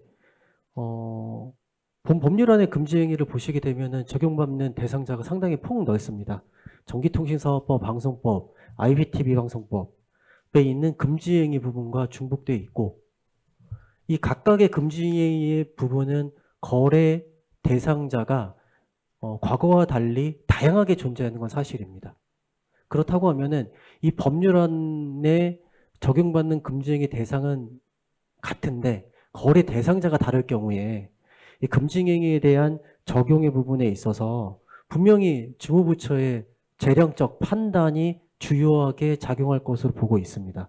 그렇기 때문에 아무래도 이렇게 규제 적용에 대한 재량적 부분에 있어서 뭐 공정위나 문체부, 뭐 공정위하고 방통위, 문체부하고 방통위 이렇게 부처 간의 규제 관할권을 두고서 갈등으로 인해 가지고 불필요한 국가 행정력이 낭비될 우려가 있고, 특히 아무래도 저희 OTT 쪽에서는 방통위가 송원하고 있는 금지행위 부분을 좀 적용받는 부분도 있는데, 이러므로 해가지고 과연 이런 문화산업에 대한 문화산업 공정유통법이 관련 1조하고 2조에 명시되어 있는 목적에 과연 부합할 수 있는가에 대해서 약간 의문점이 생길 수밖에 없고, 또 하나는 규제의 예측이 되게 불가능해집니다. 저희는 기본적으로 뭐 전기통신사업부의 금지행위 규정을 받았는데 이 법률로 인해 가지고 이미 받고 있는 규제를 어느 법을 통해서 규제를 받고 어느 범위까지 규제 부분을 적용받는지에 대해서 예측이 좀 불가능한 부분이 있어서 이런 부분에 대해서 신중한 이제 접근이 이제 필요할 부분이라고 보고 있고요. 제가 이제 토론문에는 이 부분에 대해서 좀 명시를 할까 말까 고민을 하다가 금지행위 보면은 누구가라는 앞에 다 명시되어 있습니다.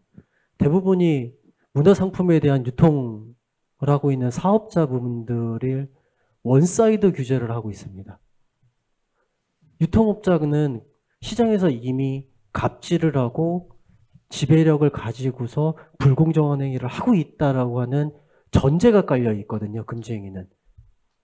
금지행위 조항은 어느 하나의 주체만 원사이드로 규정할 게 아니라 그 거래 관계를 종합적으로 들여다보고 그 거래 관계에서 발생하는 행위에 초점을 맞추는데, 본 문화산업공정유통법은 그 행위가 아니라 어느 특정 사업자, 특히 유통을 하고는 플랫폼 사업자에 초점을 맞추고 있어서 규제에 있어서 불균형을 갖고 있다. 너무 원사이드 규제로 갖는 그런 법률적 모순이 작용한다고 이제 말씀드릴 수가 있고요. 아무래도 본 법률안에 있어서 약간 우려점은 있지만 보통 문화산업에 대한 균형적인 발전과 이용자들이 그런 문화상품을 접함으로 해가지고 이용자의 이익 증진을 위한 그런 목적 달성을 위해서는 기본적으로 시장 자율성 원칙이 우선 유지되어야 하고, 문화상품의 이제 개별법이 존재하는 이런 상황에서 규제로 통합한 일본법으로 제정할 경우에는 좀 더 면밀한 검토가 필요하고, 본 법률안이 가지고 있는 광범위한 이해관계자들이 존재한다는 점을 고려를 할 때 충분한 이해관계자 간의 의견 수렴이 좀 더 필요한 시점이라고 말씀드리면서 이상 토론 마치도록 하겠습니다. 예, 감사합니다. 우리 노동환 리더님께서는 역시 우리 방송통신계에서 오래 정책을 다뤄오셔서 저하고도 뭐 여러 번 이런 토론회에서 만나뵌 적이 있는데 아주 조목조목 여러 가지 이론과 현실을 말씀해 주셨습니다. 감사드리고요. 다음으로 서범강 한국웹툰산업협회 회장님께서 산업적 관점에서 아마 토론을 해 주실 수 있을 것 같습니다. 예, 안녕하세요. 한국웹툰산업협회 회장을 맡고 있는 서범강입니다. 저희가 이 문화산업 발전에 대해서 이야기할 때 늘 공정과 상생에 대한 부분들이 좀 언급이 됩니다. 그만큼 이 공정과 상생이라는 것은 상당히 좀 중요한 의미를 가지고 있다라고 생각이 되는데요. 이런 부분들에 대한 것들을 언급할 때 그 문화산업을 이루는 구성 요소에 대한 이해와 그리고 균형에 대한 부분들이 많이 배제가 되어 있다는 생각을 합니다. 그래서 우리가 구성 요소에 대해서 좀 더 정확히 좀 이해하고 그 구성 요소들에 대한 적절한 균형이 이루어질 수 있는 것을 바탕으로 공정과 상생에 대한 노력이 필요하지 않을까라는 취지에서 오늘 토론 내용을 준비를 했습니다. 이 대한민국은 현재 K 콘텐츠를 기반으로 글로벌 시장의 확장과 도약을 준비하고 있는 시점입니다. 많은 분야에서 이 대한민국의 어떤 문화를 알리는 선도적인 역할을 하고 있는데요. 이 문화산업 발전을 위한 이 상생 협력에 있어서 구성 요소에 대한 이해와 균형에 대해서도 우리가 생각해 보도록 해야 될 것 같습니다. 우선 상생의 뜻을 제가 알고는 있었지만 다시 한번 좀 살펴봤는데요. 이 상생이라는 것이 둘 이상이 서로 복돋으며 다 같이 잘 살아가다입니다. 그리고 상생 협력의 뜻은 서로 공존하면서 살아가기 위하여 서로 힘을 합하여 돕는 일, 즉 상생이나 상생 협력에 대한 것들을 얘기를 하면 이것이 어느 한 일방적인 것이 아닌 서로 간에 상호 보완적이고 또 서로의 이 관계에 의지하는 그런 것들에서 기반되는 것이 아닌가라고 생각이 됩니다. 현재 문화산업은 정부, 기업, 창작자, 소비자의 다양한 이해관계자가 참여를 하고 있습니다. 다시 말해서 정부가 기업, 창작자, 소비자의 관계와 영역에 개입을 하게 될 경우에는 구성 요소 중 어느 한쪽에 대해서도 이해가 부족해서도 안 될 것이고 판단과 결정에 대한 무게가 형평성을 잃거나 기울어져도 안 될 것이라고 생각합니다.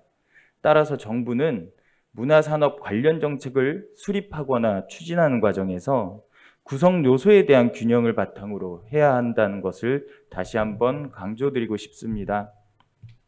오늘 이 문화산업 중에서도 웹툰의 관점에서 좀 한번 말씀을 드리고 싶습니다. 이 웹툰 산업은 다른 문화 콘텐츠 산업에 비해서 유난히 이 기업에 대한 이해도가 떨어지는 측면이 있습니다. 그 이유를 좀 살펴보자면 과거 만화나 웹툰은 1인 작업을 통한 창작 시스템의 특징이 많이 부각이 됐습니다. 특히 이 만화나 웹툰에 있어서는 창작자에 대한 역할과 존중을 중요시하는 경향을 가지고 있습니다. 이러한 것들은 좋은 방향이라고 생각을 합니다. 다만 이러한 부분들이 좀 많이 강조가 되다 보니까 상대적으로 기업의 역할이 축소되거나 가려지는 것이 사실입니다. 이에 대해서 두 가지 내용을 한번 살펴볼 것인데요. 이 웹툰 산업의 규모가 점점 확대됨에 따라서 1인 창작 시스템 자체가 불가능한 것은 아니지만 최근에는 팀 단위의 제작이나 웹툰 제작사를 통해서 전문적으로 체계를 갖추며 분업화되고 전문화되는 경향을 가지고 있습니다. 국내에서는 웹툰이 출발하면서 여러 시간과 단계를 가지고 변화되긴 했습니다만은 현재 해외에서는 이 웹툰 비즈니스의 웹툰 산업에 진출을 하면서 바로 조직화된 시스템을 갖추고 시작하는 사례가 늘어나고 있는 추세입니다.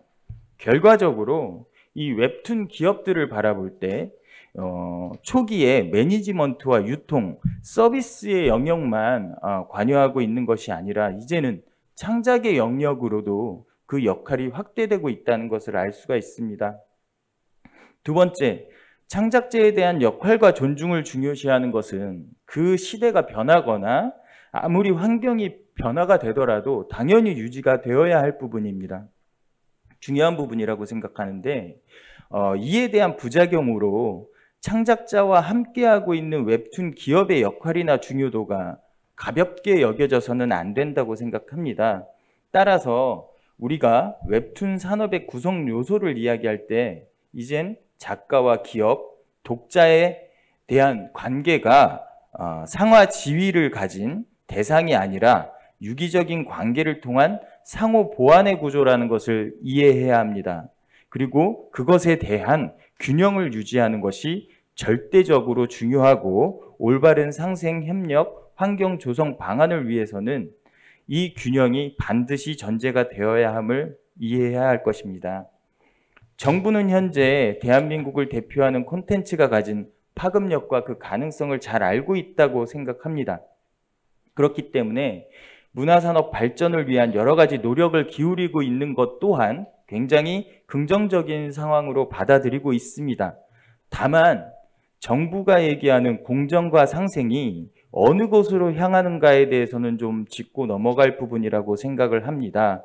앞에서 언급드렸지만 문화산업 발전을 위한 상생협력은 콘텐츠 산업에 포함하는 모든 대상을 위한 목적이 우선이 되어야 합니다. 그리고 그 토대 안에서 모두가 함께 보호받는 것을 원칙으로 해야 한다고 생각합니다. 따라서 공정과 상생을 위한 정책을 세우는 것에 있어서는 어느 한쪽으로부터 다른 한쪽을 보호하기 위한 방향으로 치우쳐진다면 오히려 상호 보완과 협력의 구조를 흔들게 되는 부작용을 낳게 될 것입니다. 이러한 접근 자체가 이미 문화산업 안에 포함하고 있는 구성 요소들의 관계가 지위가 동등하지 못하다는 것을 전제로 한 오류라고 생각을 합니다.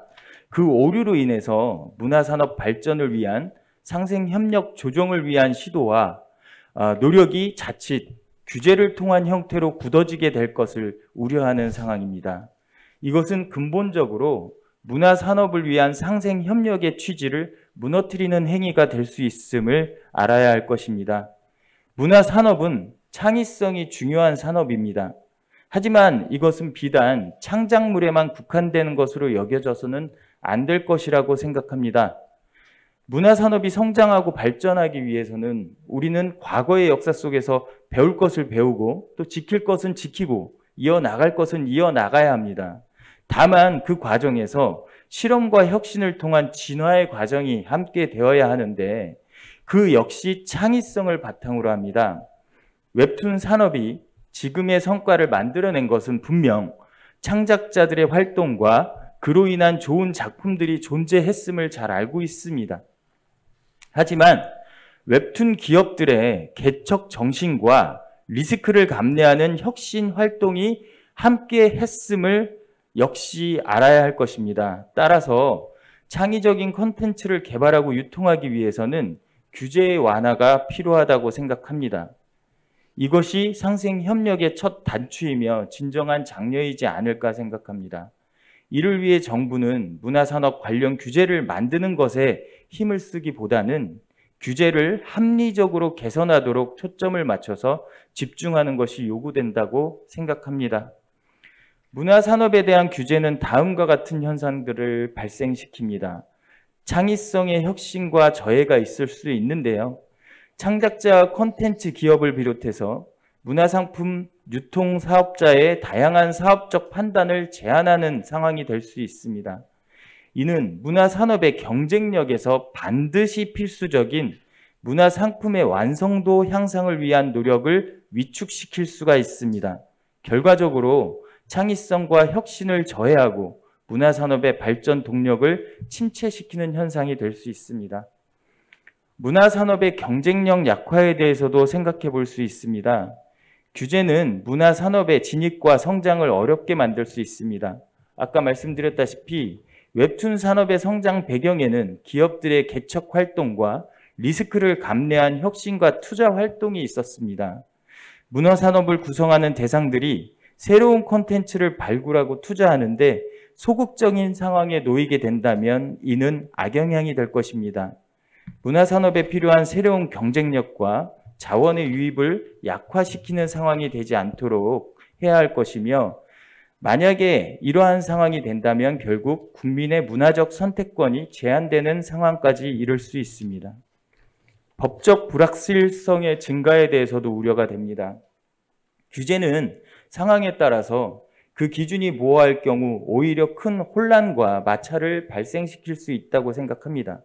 이는 문화산업 관련 이해관계자들을 대상으로 법적 불확실성을 증가시키는 상황이 될 것이며 문화산업의 상생 협력을 위한 활동을 오히려 저해하고 대립의 분위기가 강조되는 상황이 될 수 있음을 경험을 통해 보아왔습니다. 따라서 우리는 문화산업 발전을 위한 상생 협력 환경이 조성되기를 원한다면 규제의 시행으로 인해 발생할 수 있는 부작용에 대해 면밀히 검토할 필요가 있으며 규제의 합리성을 확보하고 규제의 실효성을 확보해서 창작자와 문화산업의 기업 간 구조를 올바르게 이해하여 상생 협력을 위한 균형적인 정책적 지원이 강화될 필요가 있다고 생각합니다. 감사합니다. 네, 감사합니다. 서범강 회장님께서는 문화산업에 대한 그 특이한 구성과 그 현실을 이해하고 규제를 하는 게 좋겠다 이런 말씀을 하셨고, 규제를 강화할 경우에는 창의성 혁신을 저해할 수도 있고 또 경쟁력을 약화시킬 수도 있고 불확실성이 법적으로도 증가할 수 있다 이런 말씀들을 해주셨습니다. 감사드리고요. 다음은 곽은경 컨슈머워치 사무총장님께서 말씀을 해주시겠습니다. 소비자 입장에서 이 상생협력 문제를 말씀해 주실 것으로 기대합니다. 네, 안녕하세요. 소개받은 컨슈머워치 곽은경입니다. 네. 저희 컨슈머워치는 소비자 입장에서 정부의 정책들을 감시하는 역할을 하고 있습니다. 그래서 무엇보다도 오늘 이 토론회에서 소비자 입장을 듣기 위해서 저를 초대해 주셔서 감사합니다. 네. 저희 주말에 저희 집 최대 화두가 초등학생 아이가 그 즐겨보던 웹툰 작가가 1년간 이제 연재를 중단하겠다. 그래서 시즌 2는 1년 후에 돌아오겠다라고 했던 사항이었던 것 같아요. 저희 아이가 1년을 기다려야 되냐라고 성토를 하더라고요. 저는 예전에 초등학교 다닐 때 나이가 나오긴 할 텐데 베르사유의 장미 만화책 만화방에서 빌려봤습니다. 네. 그런데 저희 아이는 보니까 웹툰으로 보고 있더라고요. 이 아이가 나중에 성인이 되고 40대가 되고 50대가 됐을 때 우리 문화산업이 어떻게 될까? 그런 의미에서 오늘 토론회가 굉장히 중요한 의미를 가진다고 생각을 합니다. 네. 지금 논의가 되고 있는 법안을 보면은 전반적인 방향이 창작자를 보호하는 방향이라고 생각이 됩니다. 저희 소비자 단체 입장에서 보면은 결론적으로 이런 많은 제도들이 앞에도 그래 왔지만 이런 정부의 시도들이 대개는 실패하더라. 이런 예측을 하고 있습니다. 왜냐하면 이 시장이라는 게 모두 다 연결되어 있고요. 특히나 이 유통시장은 생산자와 소비자를 연결하는 역할을 하고 있어요. 그래서 어떤 제도로 유통기업만 규제하거나 제재를 가한다고 해서 그 기업만 손해가 가거나 뭐 창작자나 생산자에게만 이익이 가는 게 아니고요. 한쪽을 누르면 뭐 생산자, 유통기업, 소비자 모두에게 영향이 갑니다. 그렇기 때문에 제도가 설계했던 그 목적을 대개는 이루기가 어렵다는 얘기입니다. 오늘 지금 논의되고 있는 이 법안은 제가 소비자 측면에서 얘기를 해보면 일단 소비자 피해가 굉장히 클 것으로 예상이 됩니다. 뭐 표준계약서 등등 해서 그 생산자, 창작자의 권한을 높이고 소득을 높여주는 방향으로 제시가 되고 있는데요. 뭐 여기까지 해서 창작자의 소득만 늘어나고 권한만 늘어나면 참 좋은데 결국은 소비자 가격 상승으로 이어집니다. 왜냐? 유통기업 입장에서 보면은 각종 거래에 따른 비용이 늘어나게 되는 거죠. 그런 것들은 고스란히 소비자에게 전가되기 마련입니다. 뭐 유통기업 입장에서 지금 뭐 추가되는 감독기관이 문체부가 하나 더 늘어나는 거잖아요. 여러 가지 행정비용 등등 이런 것들도 또 사업의 불확실성이 증가된다고 얘기를 하셨는데 이런 것들도 결국은 소비자에게도 영향을 미치게 됩니다. 그래서 정부가 지금 예상하는 것처럼 핀셋처럼 어떤 유통기업만 또 갑질하는 유통대기업만 제재를 가하겠다 이런 게 거의 불가능하다는 얘기고요. 그래서 전체적으로 소비자의 후생이 떨어지게 됩니다. 또 두 번째는 소비자들이 지금 굉장히 즐겨 찾고 있는데 이런 문화 콘텐츠들의 다양성이 줄어들 수밖에 없게 됩니다. 왜냐? 당장 계약하는데 많은 비용이 들죠. 그래서 유통기업들은 대박이 날 수 있고 적자가 나지 않는 창작자들만 계약을 하려고 합니다. 그 결과 시장에 새롭게 진입하려고 하는 신규 창작자들이 들어오기가 힘들어지는 거예요. 그러면 소비자들 입장에서는 다양한 작품을 즐기기가 어렵게 되죠. 뭐 일례로 최저임금을 증가시켰더니 결국은 기존에 있던 그 근로자들보다는 시장에 새롭게 진입하려고 하는 사회 초년생들의 일자리를 더 줄였거든요.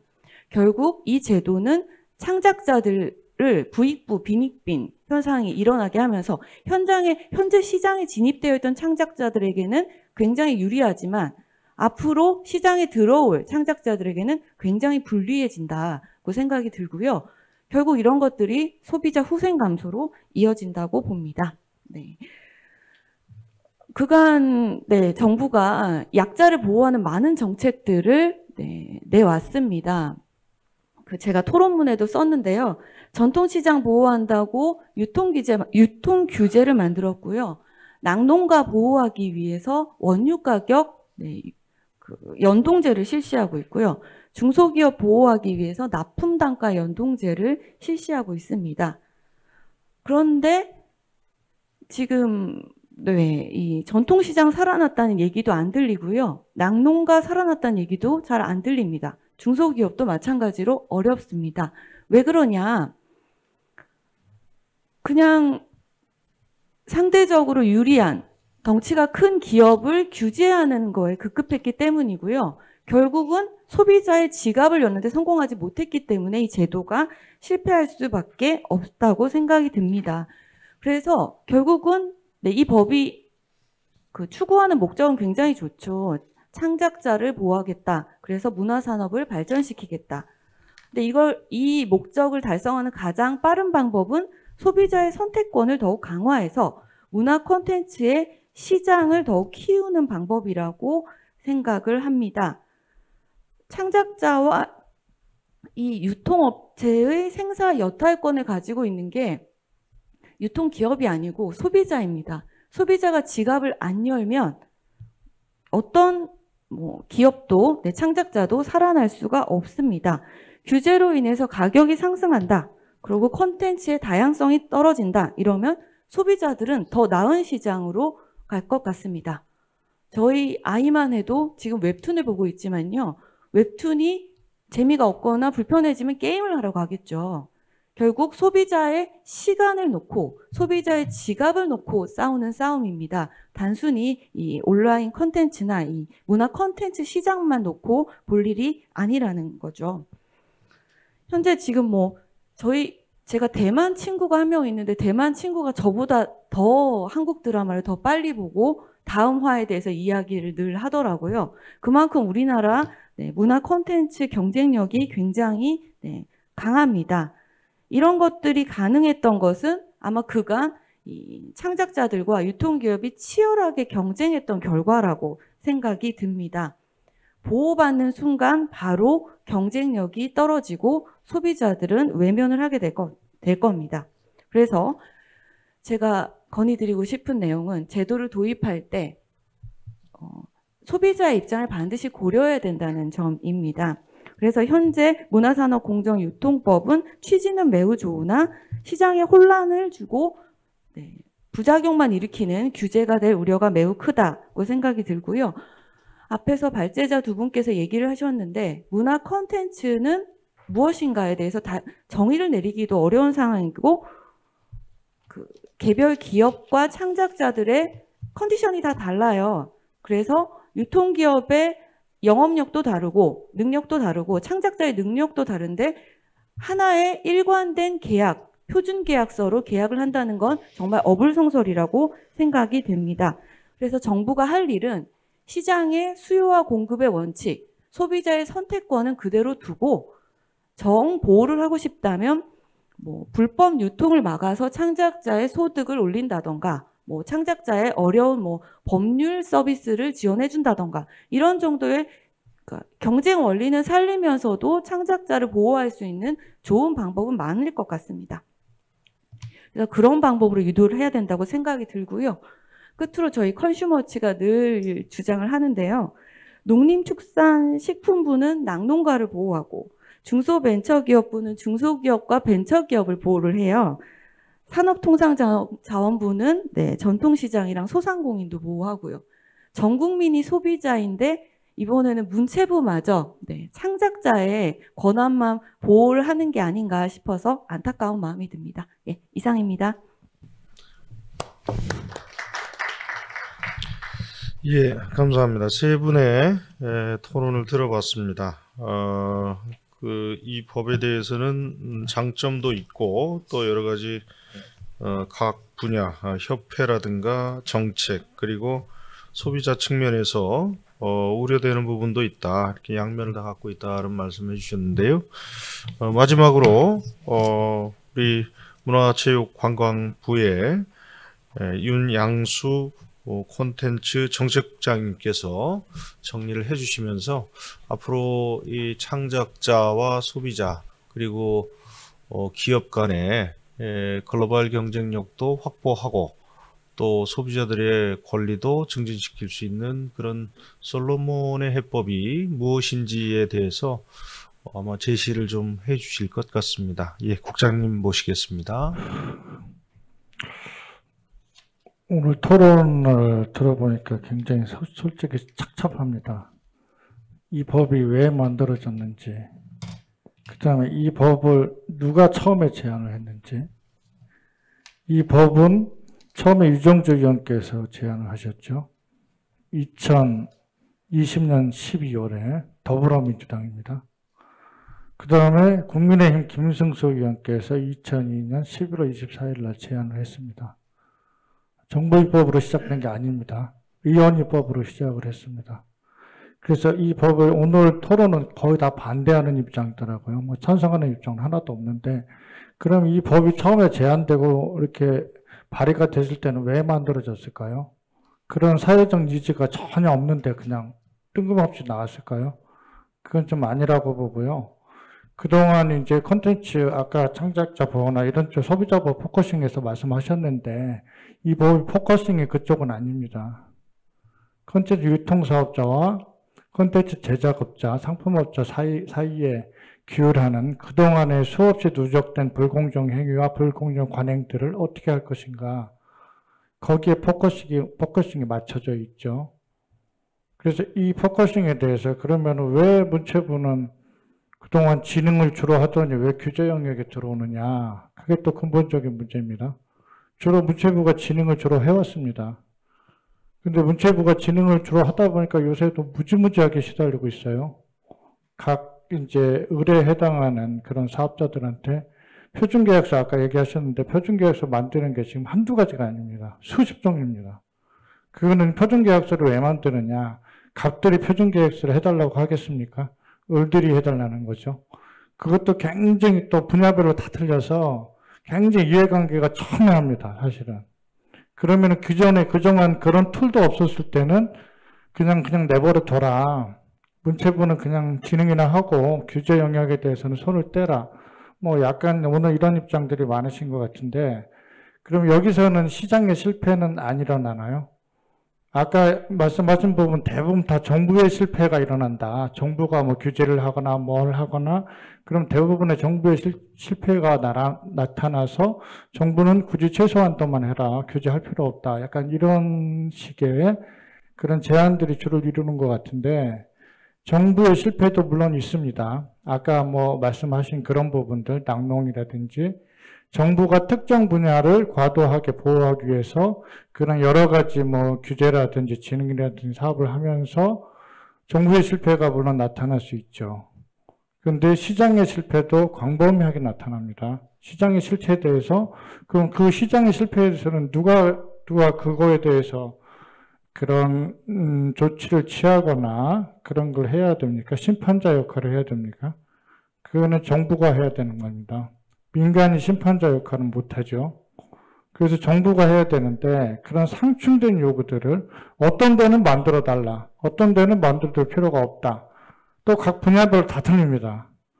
그래서 그런 부분들을 정부가 중립적으로 객관적인 입장에서 정부가 법안을 만들든지 아니면 정책을 만들든지 여러 가지 제도적인 조치들을 만들어야 하는 게 맞죠. 그게 정부의 역할이고요.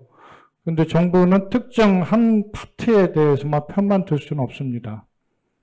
수요자 입장에서만 들 수도 없고요. 공급자 입장에 들 수도 없고 소비자 입장에서는 들 수도 없고 창작자 입장에서만 들 수도 없습니다.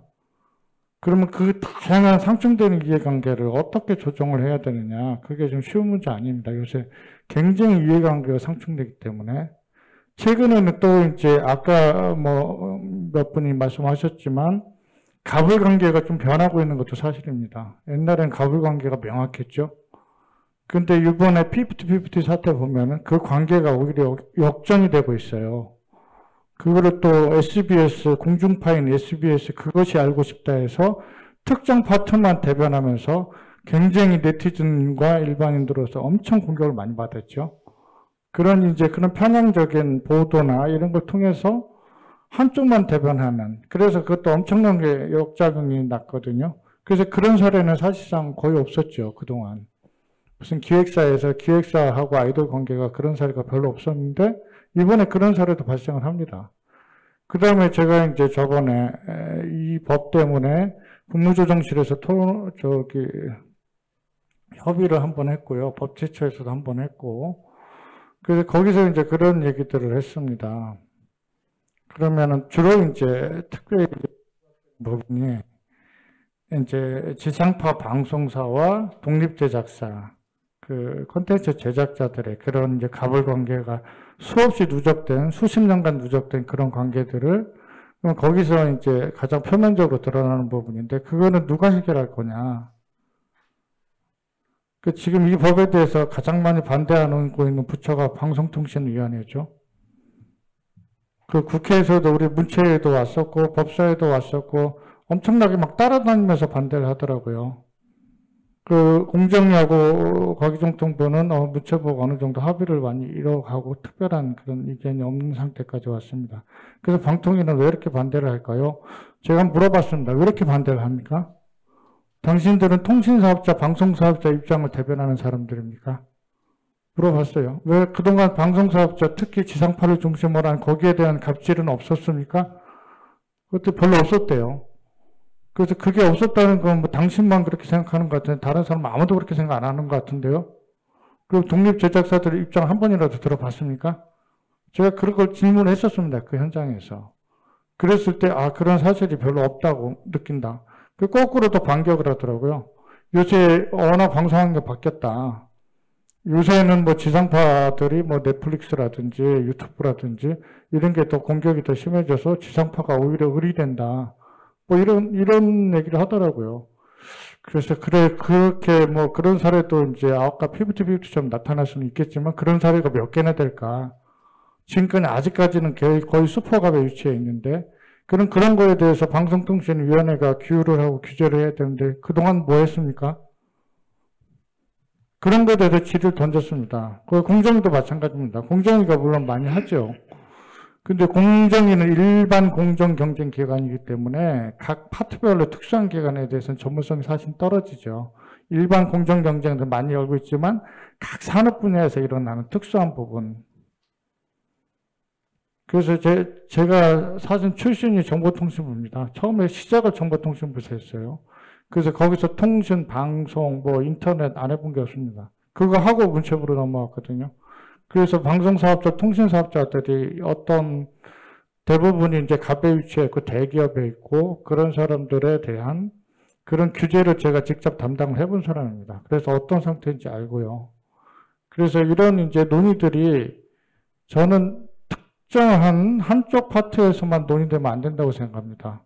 오늘 너무 원사이드하게 그런 반대 입장만 주로 나오는데 그러면 뭐 찬성하는 입장도 좀 나와야 되겠죠. 그거는 그럼 뭐 굳이 뭐 규제를 왜 하려고 그러느냐, 굳이. 그 규제를 뭐 하고 싶어서 하는 데가 있나요? 규제를 해달라고 또 하는 데도 있겠죠. 규제를 하고 싶어서 하는, 저도 규제에 대해서 별로 찬성하는 사람이 아닙니다. 저도 그동안 그 산업진흥정책을 주로 해왔고요. 방송, 통신, 인터넷, 그 다음에 스포츠 산업, 관광 산업, 뭐 콘텐츠 산업, 제가 산업 부분에 안 해본 게 없습니다. 주로 이제 진흥 쪽을 많이 해왔습니다. 그 다음에 규제는 사실상 좀 최소화해야 된다. 그런 생각을 많이 가지고 있는 사람인데요. 그런 부분에 대해서 시장에서 작동을 제대로 못한다. 그럼 누군가는 하긴 해야겠죠. 그 부분에 대해서. 그러면은 이제 사실은 이 작금에 최근에 콘텐츠 산업 환경이 무지하게 변화하고 있습니다.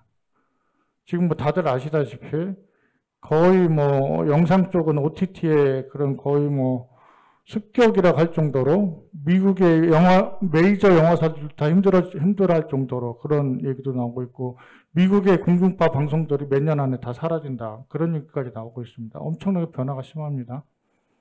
그래서 또 유튜브도 마찬가지고, 유튜브가 음원 시장 거의 다 장악하고 있죠. 게임 쪽으로도 들어가고 있죠. 그 다음에 뭐 무슨 웹툰 같은 거, 웹툰 뭐 대한민국이 엄청나게 세계적으로 선도를 하고 있죠. 그 환경 변화가 굉장히 심합니다. 근데 환경 변화가 심한데 이 불공정 부분도 굉장히 니즈가 많습니다, 요새. 불공정 행위에 대해서 개선해달라, 뭐 건전하게 상생협력 발전할 수 있게 해달라, 이런 부분 인지도도 상당히 많거든요. 물론 법 만능주의, 저도 그거 별로 안 좋아합니다.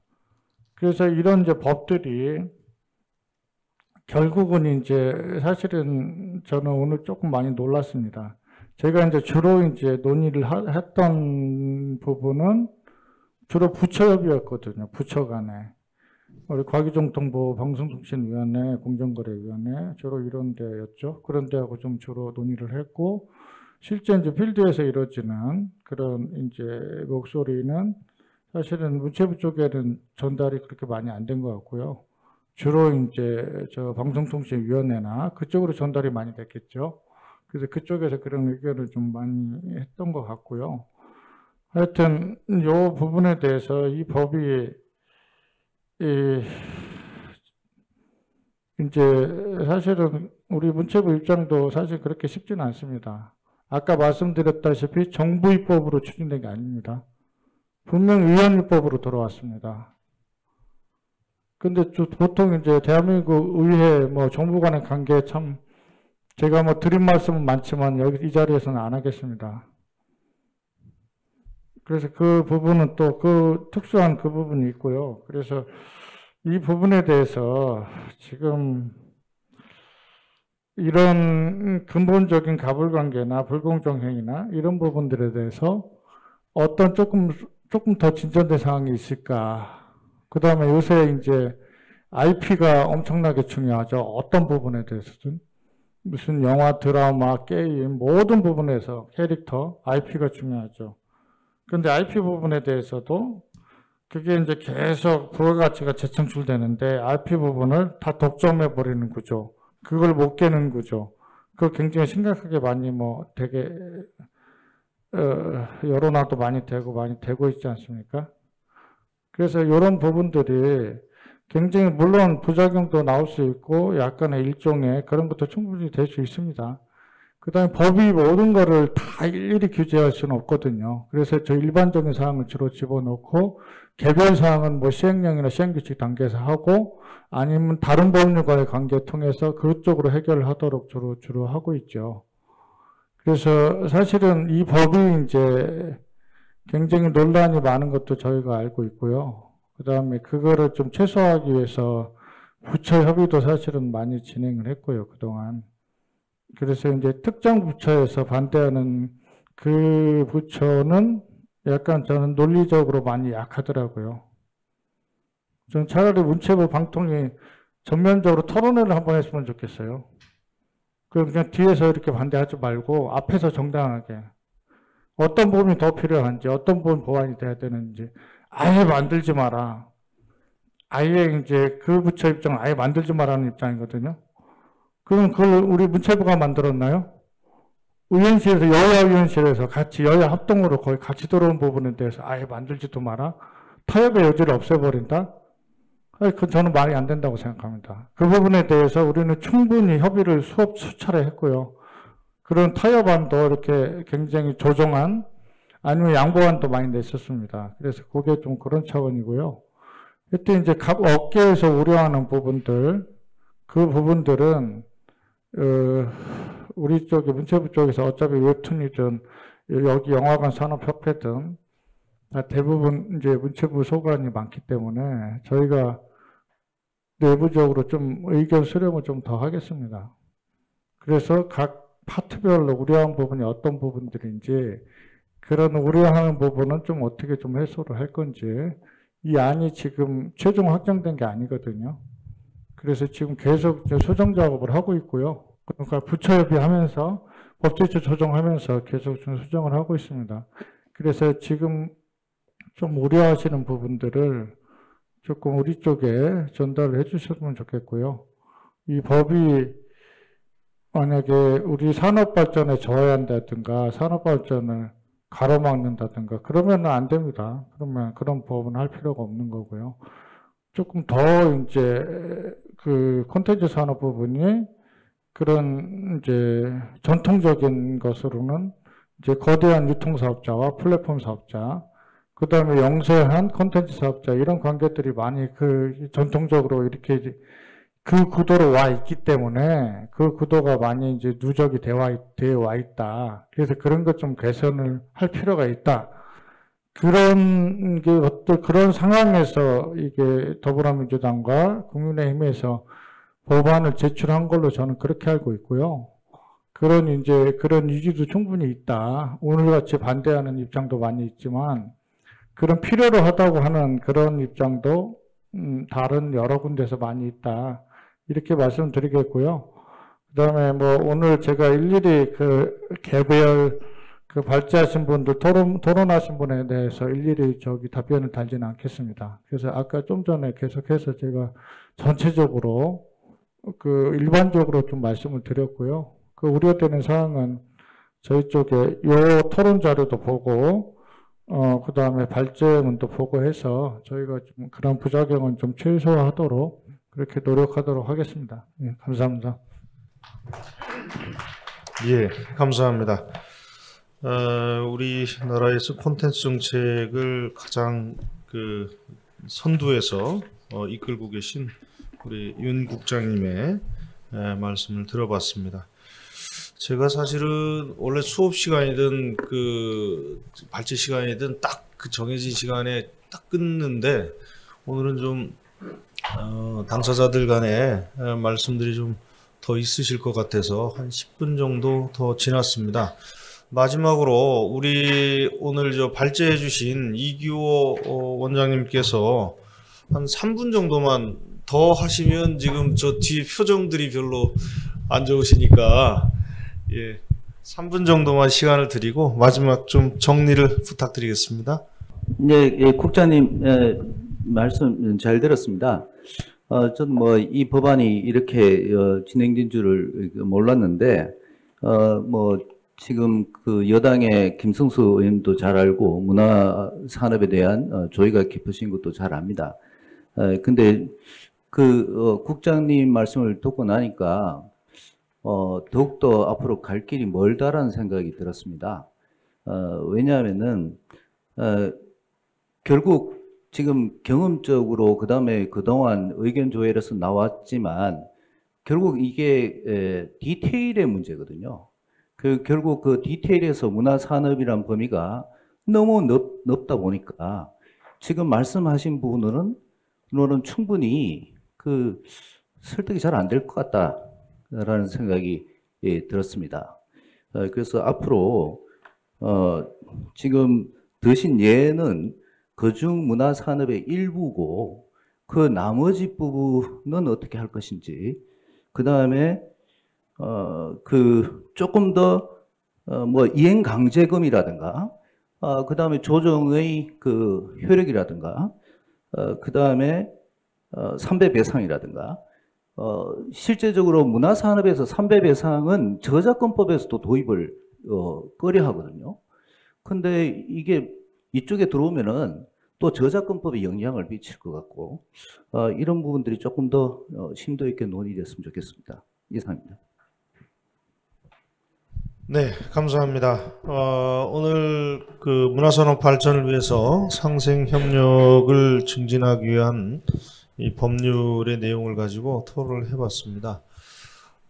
법률을 제시할 때는 아까 윤 국장님 말씀하셨지만 국가기관에서는 참 많은 고민을 하시고 또 다양한 스펙트럼의 분들과 상의도 하시고 또 정부 협의도 거치고 이런 여러 가지 절차들을 거쳐서 매우 중요한 산업 발전, K컬처의 발전을 위해서 노력하고 계신 점에 대해서 국민의 한 사람으로서 매우 감사의 말씀을 드리고요.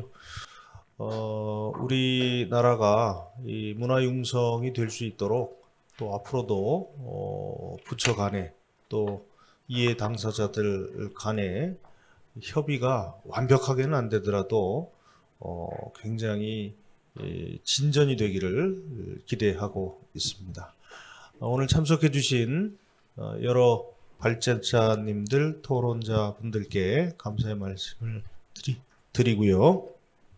이상으로 오늘 토론회를 마치도록 하겠습니다. 감사합니다.